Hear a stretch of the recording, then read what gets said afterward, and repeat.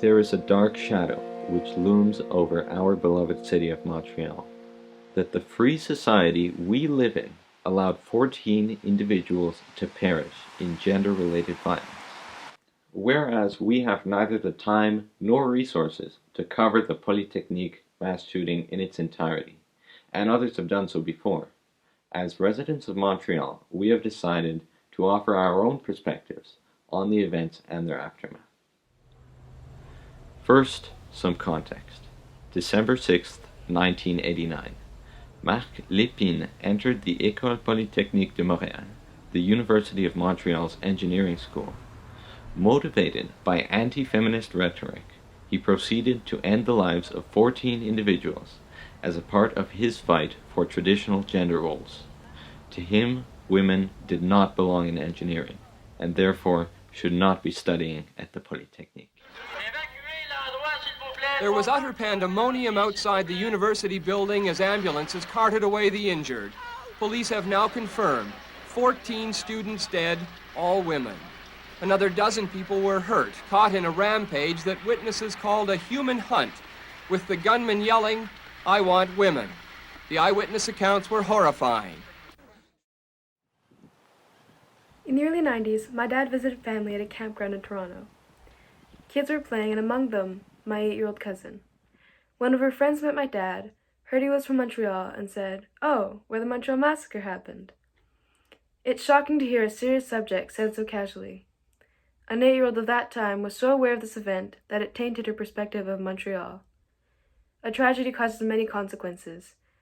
The ripples created by Marc Lépine's shooting reverberated further than the city limits of Montreal and into a seemingly innocent interaction.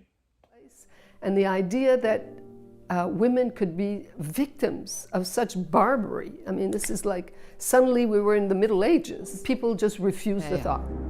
Là, je suis devant ma fille qui est décédée, et le gars qui l'a sans doute tué, il est à côté d'elle, il s'est suicidé. Bon. Tu sais, qu'est-ce qu'on fait avec ça? Je ne sais pas quoi faire avec ça. When my father first heard of this, he was in complete shock.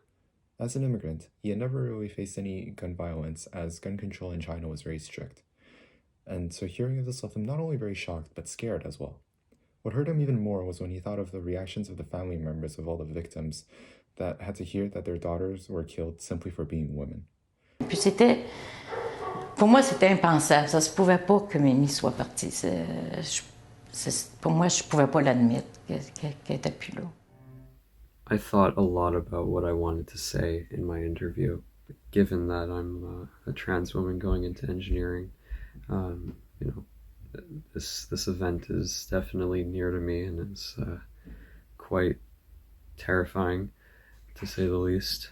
And I thought a lot about talking about how engineering strives off of diversity in people, but that's not what's important here. Any field strives off of diversity in people because it brings diversity in ideas. What's especially important here is the reminder that Marc Lépine is not an isolated radicalist that believed that feminism is an evil in our society. It shouldn't go unnoticed because it leaves a lot of people, such as myself, wondering if they'll come home from school. 34 years after the fact, Canadians are still commemorating the victims of the shooting. It is now recognized as the National Day for Remembrance and Action on Violence Against Women. Even so, gender-related violence is not a thing of the past. We must be reminded of events such as this to not allow them to happen again. My classmates deserve that we stand up and engage in those social conversations, each of us, not just a few. We don't have to take those things for granted. Our safety doesn't have to be taken for granted.